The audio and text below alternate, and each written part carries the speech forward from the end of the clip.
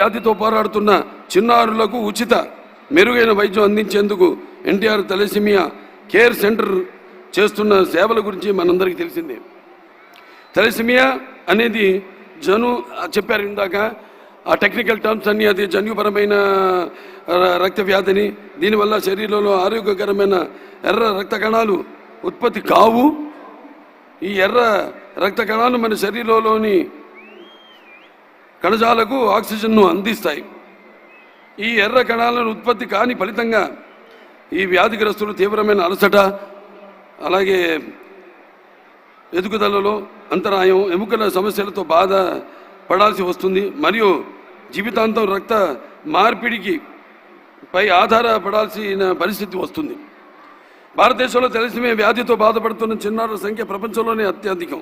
సుమారు 10,000 నుంచి 15,000 చిన్నారులు ప్రతి ఏడాది తలసేమియాతో జన్మిస్తున్నారు. హైదరాబాద్లో సుమారుగా 3,500 మంది చిన్నారులు ఈ వ్యాధితో పోరాడుతున్నారు. ఈ చిన్నారుల ప్రతి 15-20 రోజులకు ఒకసారి రక్త మార్పిడి చేయించుకోవాల్సిన అవసరం ఉంటుంది. ఒక రక్త మార్పిడి ఖర్చు 12,000 నుంచి 14,000 వరకు. దీనికి తోడు రెగ్యులర్ రక్త మార్పిడి వల్ల ఐరన్ లోడ్ సమస్య వస్తుంది. అది గుండె, కాలేయం మరియు ప్యాంక్రియాస్ వంటి వాటిపై ప్రభావం చూపించి ఇతర ఆరోగ్య సమస్యలకు దారితీస్తుంది. ఇటువంటి తలసేమియా బాధిత పిల్లల కోసం ఎన్టీఆర్ ట్రస్ట్ ఆధ్వర్యంలో 8 పడకల ఎన్టీఆర్ తలసేమియా కేర్ సెంటర్ను ఏర్పాటు చేసి ప్రస్తుతం 250 మంది తలసేమియా పేషెంట్లకు ఉచిత వైద్యం అందిస్తున్నారు.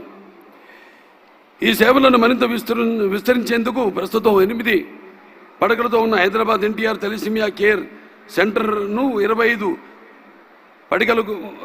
పడకలకు పెంచుతున్నారు. అదేవిధంగా ఆంధ్రప్రదేశ్ రాజధాని అమరావతిలో మరో తలసేమియా కేర్ సెంటర్ ప్రారంభించేందుకు చర్యలు చేపడుతున్నారు. రాబోయే రోజుల్లో మరిన్ని సెంటర్లు ప్రారంభించేందుకు ప్రయత్నాలు జరుగుతున్నాయి. ఇందుకోసం ప్రతి ఒక్కరు ముందుకు వచ్చి తమ వంతు సహాయ సహకారాలు అందించగలరని ఈ సభాముఖంగా విన్నవించుకుంటున్నాము.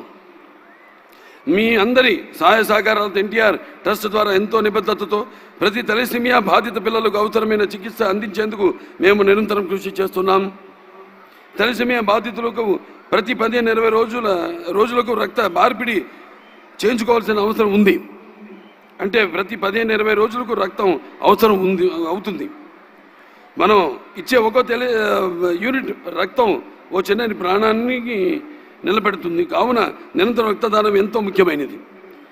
మనం అందరం ముందుకు వచ్చే రక్తదాతలుగా మారితే ఈ చిన్నారులకు ఉజ్వల భవిష్యత్తును అందించగలం.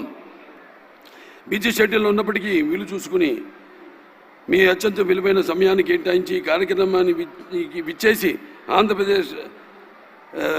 ఆంధ్రప్రదేశ్ రాష్ట్ర ముఖ్యమంత్రులు శ్రీ నారా చంద్రబాబు నాయుడు గారికి, అలాగే ఉప ముఖ్యమంత్రి వర్యులు తమ్ముడు పవన్ కళ్యాణ్ గారికి, మంత్రివర్గ సభ్యులకు, ప్రజాంతులకు మరియు పారిశ్రామికవేత్తలకు నా హృదయపూర్వక కృతజ్ఞతలు.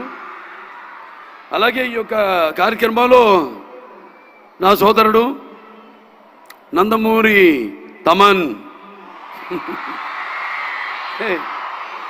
అతని మ్యూజికల్ నైట్ ఏర్పాటు చేయడం,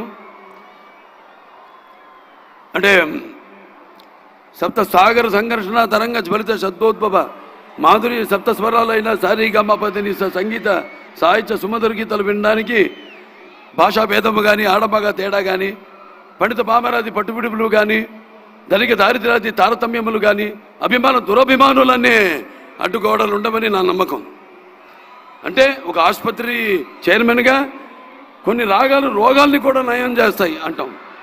మనం చూస్తే మన పురాణాల నుంచి కూడా ప్రతి సృష్టికర్త విశ్వామిత్రుడే మేనక సరస సల్లాప సంగీత సాహిత్య మృదు శబ్దానికి తపస్సులోంచి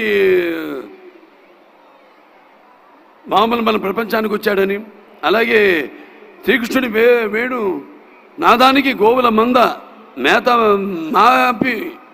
మాని మోకరిల్లాయని, అలాగే నేటికి నాదస్వర సంగీతానికి నాగ పాములు సైతం పడగలెత్తి ఆడటం మనం చూస్తున్నాం.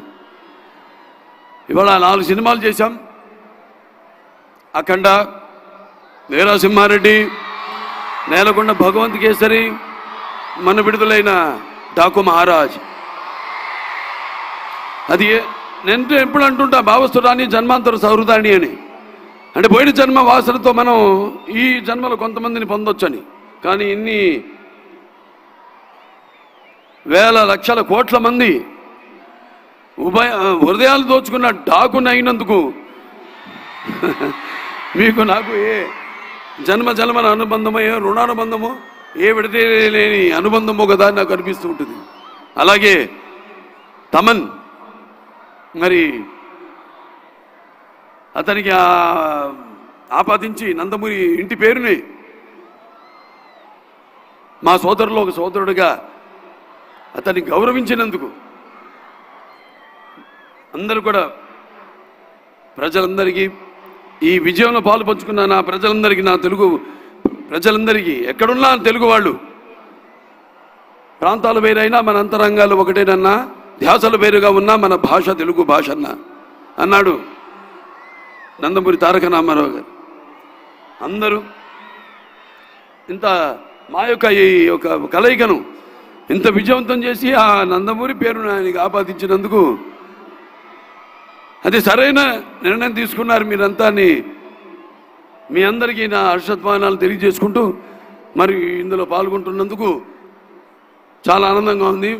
Basavataraka India American cancer hospital అయితేనేమి, రీసెర్చ్ ఇన్స్టిట్యూట్స్ అయితేనేమి, లేకపోతే ఇవాళ ఈ ఎన్టీఆర్ ఏదైతే చారిటబుల్ ట్రస్ట్ ఉందో, ఏదైతే